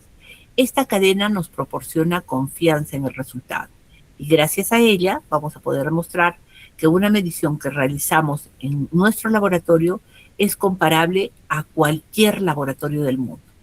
Y el tercer concepto va a ser la gestión del riesgo, que actualmente las decisiones metrológicas ya no se toman únicamente observando el error de instrumento, sino también debemos considerar la incertidumbre de la medición, la criticidad del proceso y algunas consecuencias posibles que tendría una decisión incorrecta. Por eso es que la 19.012, promueve un enfoque basado en el riesgo, donde los recursos se concentran en equipos que tienen mayor impacto sobre la calidad de producto. Imaginemos, como ejemplo, dos equipos que presentan exactamente el mismo error. Uno controla la precisión de una caldera industrial real y otra mide el consumo de agua de una oficina administrativa. Aunque el error sea idéntico, el riesgo asociado va a ser completamente diferente. Por ello, el tratamiento metrológico también va a ser diferente. ¿Bien? Entonces, ¿cuál es la confianza de los datos en tiempo real? Uno de los conceptos más importantes en la industria 4.0 es que las decisiones automáticas dependen completamente de la calidad de los datos. Actualmente muchas organizaciones utilizan inteligencia artificial para controlar procesos industriales, pero la inteligencia artificial solo puede tomar buenas decisiones si es que los datos que se recibe son correctos, ¿no? Existe una expresión muy conocida en informática que es el garbage in y garbage out. Es decir, ingresan datos incorrectos, obtenemos decisiones incorrectas. Por eso la metrología adquiere una importancia aún mayor. Los sensores digitales conectadas IoT pueden transmitir miles de datos por minuto. Pero si estos sensores no están correctamente calibrados o su trazabilidad no está demostrada, toda automatización pierde confiabilidad. Por tanto, la norma ISO 10012 va a proporcionar precisamente el marco de confianza. No va a regular la inteligencia artificial, pero sí va a regular la calidad de lo que de los datos que van a alimentar esta inteligencia artificial. Imaginemos, como ejemplo, un sistema automático que va a ajustar la presión de un reactor según su información enviada por el sensor. Si el sensor presenta error de calibración de apenas un pequeño porcentaje, la inteligencia artificial va a actuar sobre él como una información equivocada y todo el proceso va a terminar desviándose, ¿verdad? Entonces, ¿cuáles son los intervalos dinámicos o intervalos fijos a calibración basada en riesgo? Tradicionalmente las organizaciones calibraban sus equipos utilizando intervalos fijos, por ejemplo, una vez al año, una vez cada 6 meses, y este sistema tiene una ventaja, es fácil de administrar. Sin embargo, también va a presentar una serie de limitaciones. Puede ocurrir que un equipo continúe funcionando perfectamente después de un año y aún así tengamos que enviarlo a calibración, porque es lo que nosotros hemos definido. En otros casos puede que un equipo se deteriora rápidamente y presenta errores mucho antes de la fecha programada, ¿verdad? Entonces, en la metrología digital se propone una alternativa mucho más eficiente para los intervalos dinámicos. ¿Eso qué significa? Significa que la frecuencia de calibración se va a ajustar a la utilización de información real del comportamiento del instrumento. Y para ello va a haber algunos análisis, como es el caso de la deriva metrológica, los resultados de verificación intermedia, historial de calibraciones, el nivel de utilización y el riesgo del proceso. Entonces, toda esta información va a ser quien demuestre que el equipo continúa o no continúa estable. Por tanto, el intervalo o puede ampliarse o pues se mantiene, ¿no? Si por el contrario aparece una tendencia a la deriva, el periodo se va a reducir y de esa manera se van a optimizar los recursos sin comprometer la confiabilidad. Entonces ya no calibramos porque el calendario lo dice, sino por el comportamiento del equipo.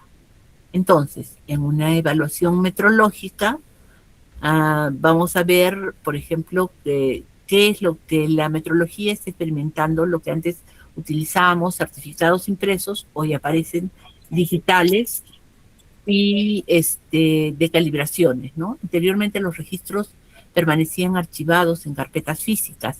Actualmente podemos integrar automáticamente a sistemas tipo ERP, MES o plataformas de gestión metrológica. Por tanto, también va a cambiar la forma de controlar los equipos. Antes realizábamos verificaciones periódicas, actualmente podemos monitorear continuamente el estado de cada instrumento a través de sensores conectados. Incluso van a aparecer tecnologías como las de blockchain para garantizar que los registros no puedan ser modificados. Y todo esto incrementa la transparencia y fortalece la trazabilidad. Lo importante es entender que la digitalización no está reemplazando los principios de la metrología, sino nos está ofreciendo nuevas herramientas para poder cumplirlos de manera mucho más eficiente. También aquí les he preparado una ruta de integración donde nosotros podemos hablar de un primer paso, donde hablamos de realizar un inventario de una hoja de ruta para hacer un inventario de todos los equipos, clasificarlos según su criticidad, y no todos requieren el mismo nivel de digitalización, ¿no?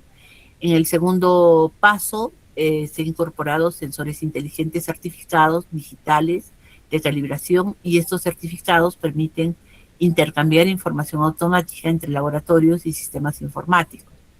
En un tercer paso, consiste en automatizar las alertas. Por ejemplo, cuando un sensor comienza a demostrar una deriva al límite permitido, el sistema puede generar automáticamente una orden de mantenimiento o recalibración. Y finalmente llegamos al paso 4, donde vamos a trabajar la analítica y utilizamos toda la información histórica para optimizar los intervalos de calibración, mejorar la planificación, reducir costos sin afectar la calidad. Entonces, es importante que destaquemos que la digitalización no es un objetivo en sí mismo. El verdadero objetivo sigue siendo el mismo que hace años: garantizar mediciones confiables, pero lo único que cambia son las herramientas que vamos a utilizar para lograrlo. Bien, y hasta aquí vamos a llegar.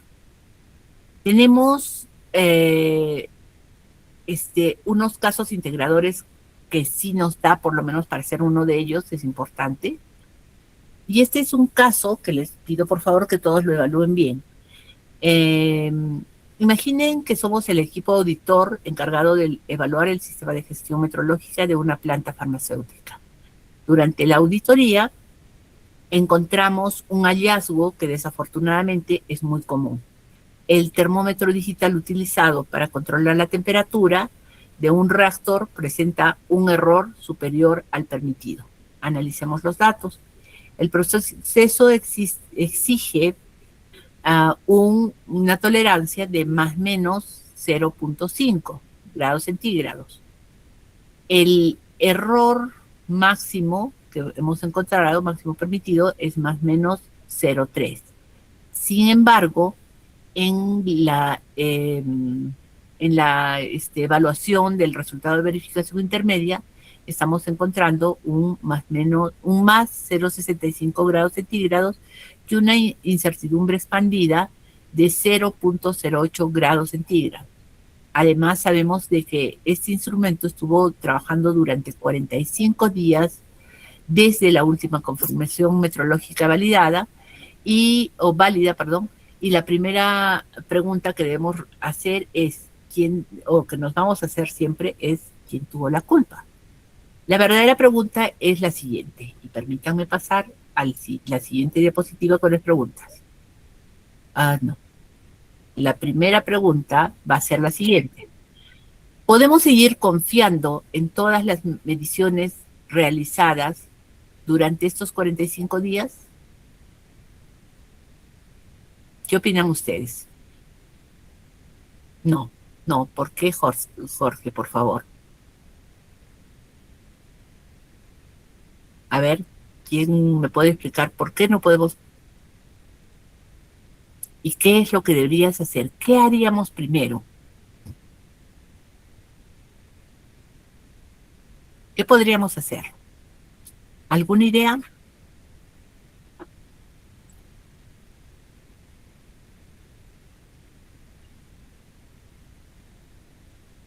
Perfecto, Jorge. Y aislamiento y segregación, muy bien. Perfecto. Me gustan sus respuestas. Vamos a integrarlas en una sola. Nuestra acción inmediata sería calibrar el equipo, ¿verdad? Calibrar el equipo y controlar el riesgo. Luego hacemos una evaluación retroactiva. Determinamos que lotes de medicamentos fabricados en los últimos 45 días que sean considerados conformes, debemos retenerlos.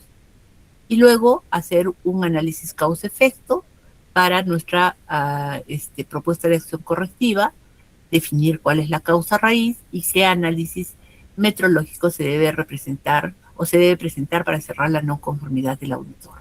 Muy bien. Entonces aquí estaríamos aplicando la regla de decisión ISO 10012.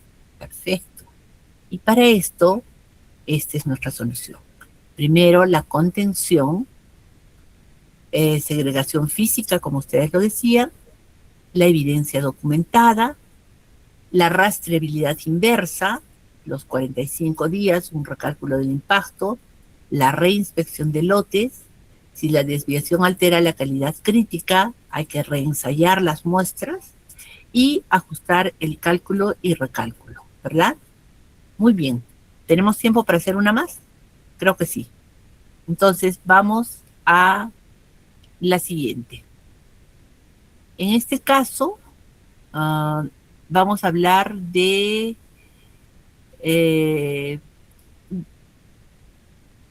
una planta petroquímica automatizada reemplaza 120 manómetros, analógicos por sensores de precisión, IoT, con transmisión inalámbrica, continúa hacia un gemelo digital twin. Durante la auditoría de recertificación 10.012 del 2026, el auditor detesta que la empresa eliminó las calibraciones anuales programadas y utiliza el algoritmo de inteligencia artificial para predecir la deriva. Aquí aparece una pregunta interesante y es la primera. ¿Esto es permitido por la ISO 10012? De acuerdo a lo que hemos hablado, ¿ustedes creen que será permitido por la 10.012? ¿Sí? ¿Seguro? Recordemos que solamente están utilizando el algoritmo de la IA y eso no nos lo permite no nos lo permite la norma 10.012. Bien, entonces, el auditor les plantea ahora 3 preguntas. 1. ¿Cómo demostramos la trazabilidad metrológica ininterrumpida al sistema internacional cuando los datos provienen de transmisores continuos sin calibración física anual? 2. ¿Qué requisitos debe cumplir un certificado? Perfecto, Mauricio. ¿Qué requisitos debe cumplir un certificado digital de calibración? En formato XML, por ejemplo, para ser aceptado formalmente en una auditoría de un sistema de gestión de medición. Y dilema 3, ¿qué metrología de gestión de riesgo, ejemplo Operet, valida legalmente el cambio de intervalos fijos a intervalos optimizados por deriva? A ver, sus opiniones, por favor, para pasar al solucionario, alguna de ellas.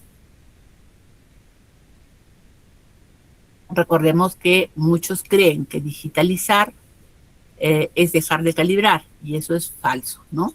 Muy bien, Jorge dice, el control estadístico de medición, a ver, un momento, por favor, perdí tu comentario.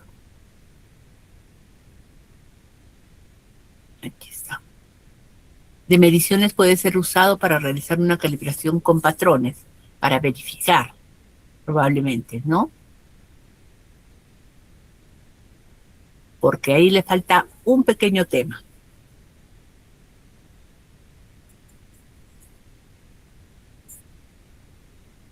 A ver.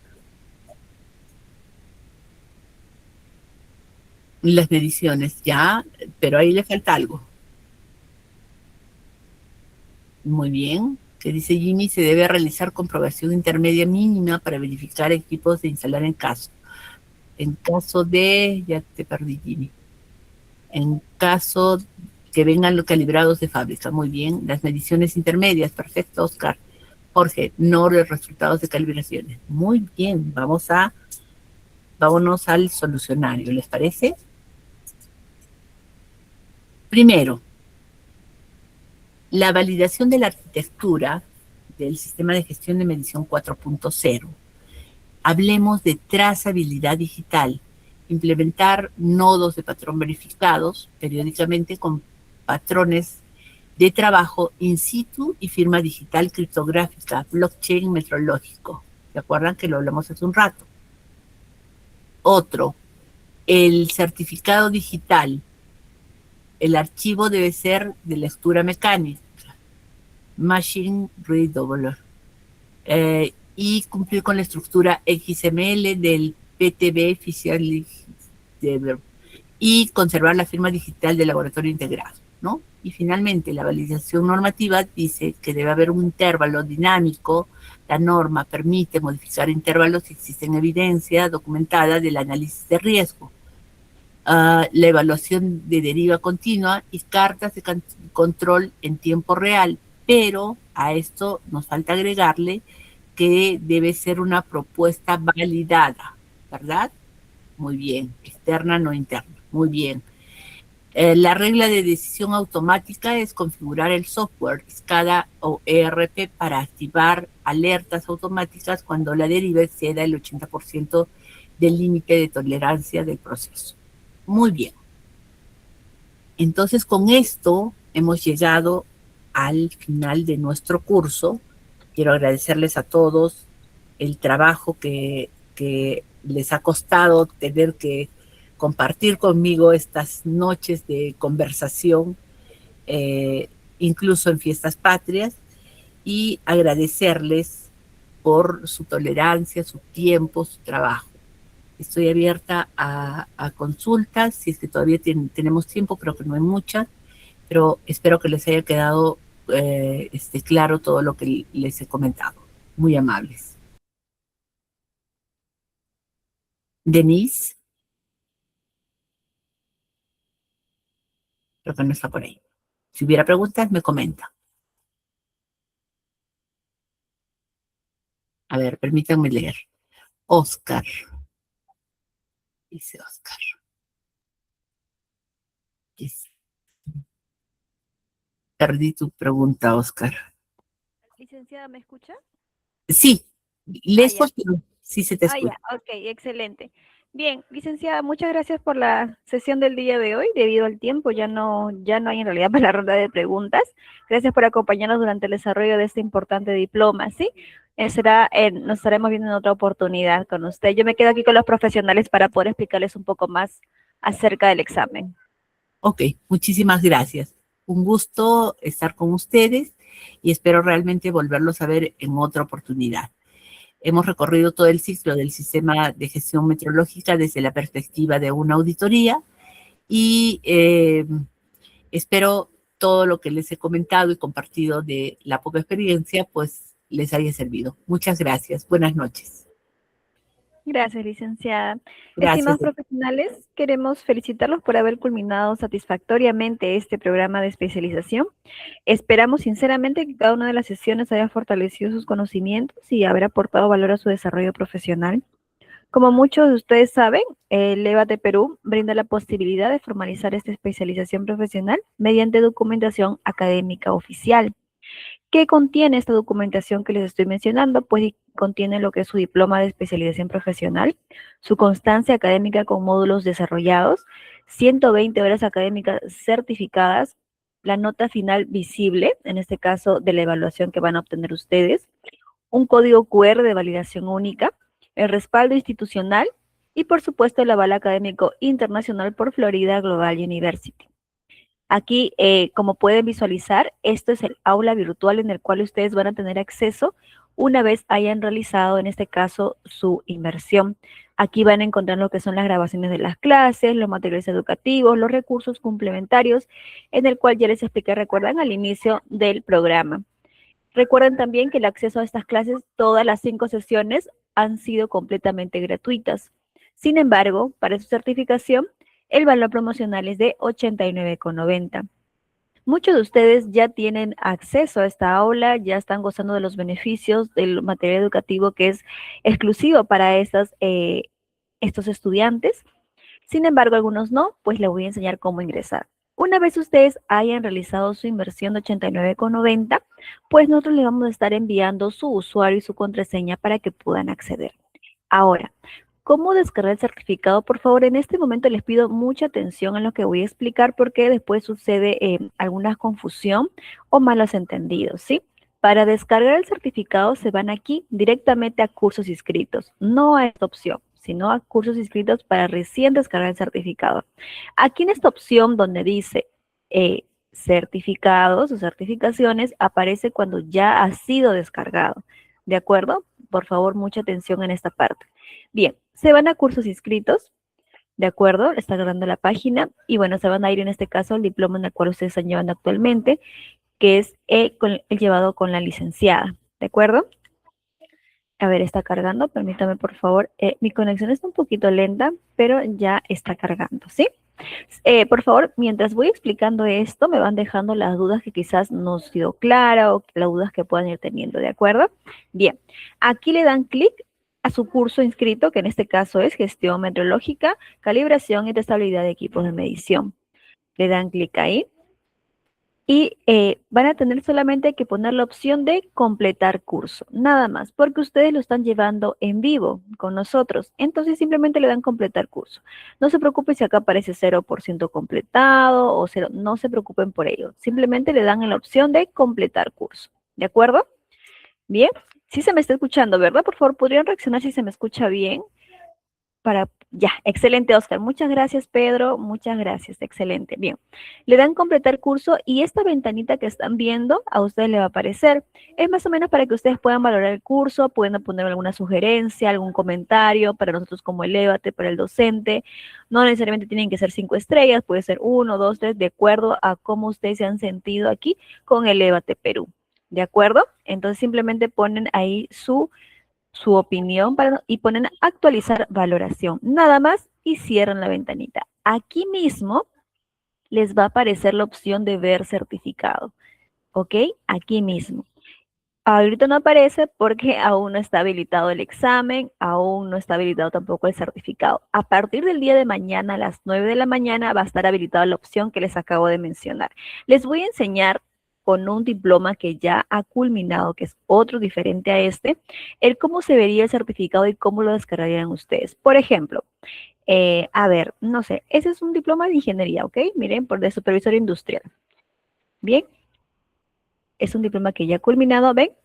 Aquí está la opción de ver certificado, ¿ven? Así tal cual les va a aparecer a ustedes el día de mañana a partir de las 9 de la mañana para quienes ya tienen acceso a su aula virtual, ya lo van a poder descargar.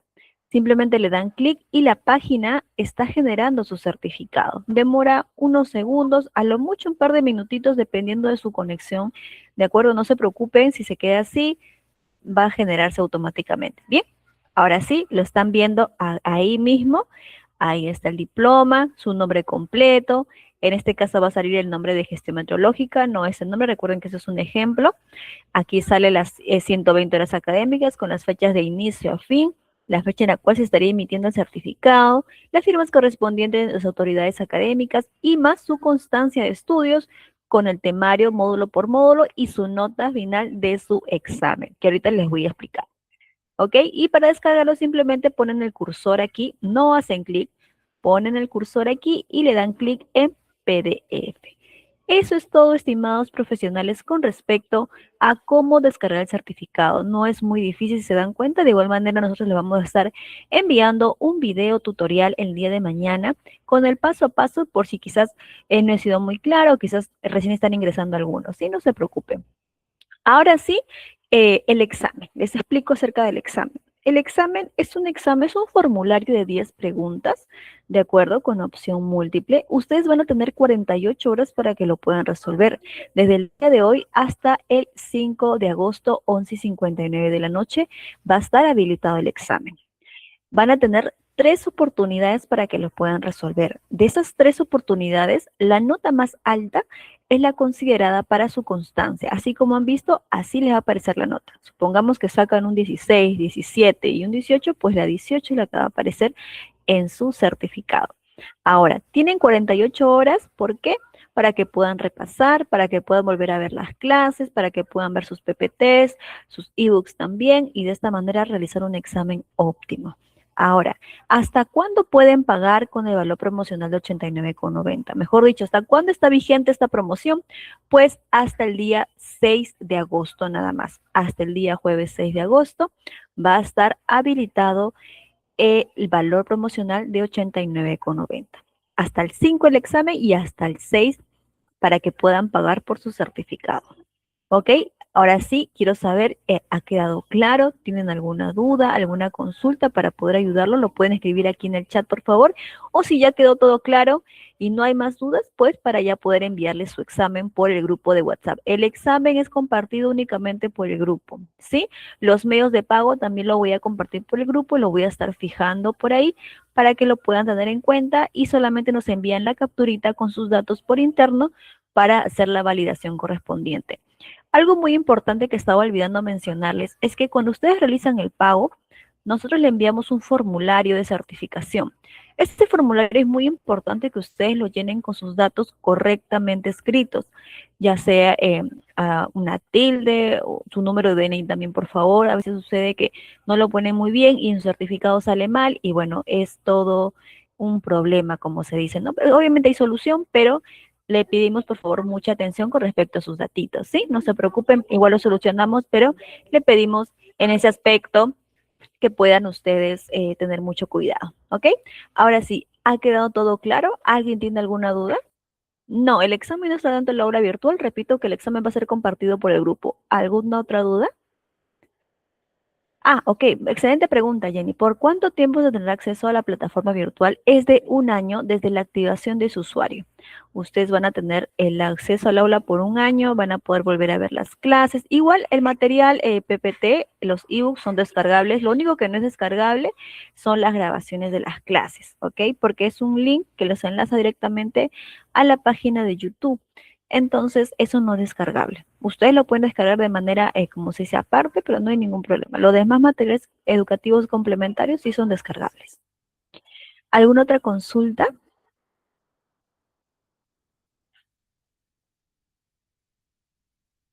Pedro Carranza. ¿A qué te refieres, Pedro? ¿En dónde se sube el examen? No comprendo. El examen es un formulario, es un forms, el cual nosotros tenemos acceso. Cuando tú realizas tu examen, de las 3 oportunidades, si quieres realizar una, dos o tres, ahí mismo te va a salir tu nota, ¿no? Prácticamente usted estaría decidiendo con qué nota se queda. Recuerden que la nota más alta es la considerada para su certificado. Ujú. En caso lo hayas realizado, pues nos envías una capturita diciendo, no, culminé mi examen, quiero realizar mi pago, o si ya tienes acceso a la aula virtual, solamente te esperarías hasta el día de mañana, 9 de la mañana, para que puedas agarrar tu certificado siguiendo los pasos que yo ahorita he enseñado. Excelente, Oscar. Eh, ¿Alguna consultita? Quizás algo que no ha quedado claro, algo que los pueda ayudar tal vez, desean soporte con, quizás tienen su aula virtual, pero no les aparece una PPT, no les aparece un ebook. A veces suele suceder, recuerden que es una página, el cual a veces también tiene un poquito de error, entonces siempre es bueno escribirnos para cualquier duda o si requieren soporte, nosotros siempre estamos dispuestos para poder ayudarlos. Nuestro horario de atención es del 8 de la mañana hasta las 10 de la noche. En ese horario podemos ayudarlo con todo el gusto. Bien, creo que no hay más dudas. Eso me alegra muchísimo porque entiendo que ha quedado todo claro. Entonces paso, estudiantes, a enviar el examen por el grupo, ¿sí? Perfecto. Ya estaremos notificando también vía WhatsApp para guiarlos, como les repito, paso a paso sobre el certificado y cómo descargarlos. Nosotros en realidad recomendamos realizar este proceso que les he mencionado dentro del plazo establecido, ya que posteriormente ya habrá otro tipo de programación, mejor dicho, ¿no? Finalmente, nosotros queremos agradecerles por haber confiado en Elévate Perú. Esperamos en realidad volver a encontrarnos en los próximos programas de especialización profesional. Muchísimas gracias a todos y recuerden que para quienes ya forman parte del Lévate Perú y quienes desean seguir formando parte del Lévate Perú, en todos los programas en vivo que van a venir este 2026 van a tener un 10% de descuento. Muchísimas gracias a todos y les deseamos muchos éxitos. Gracias, buenas noches.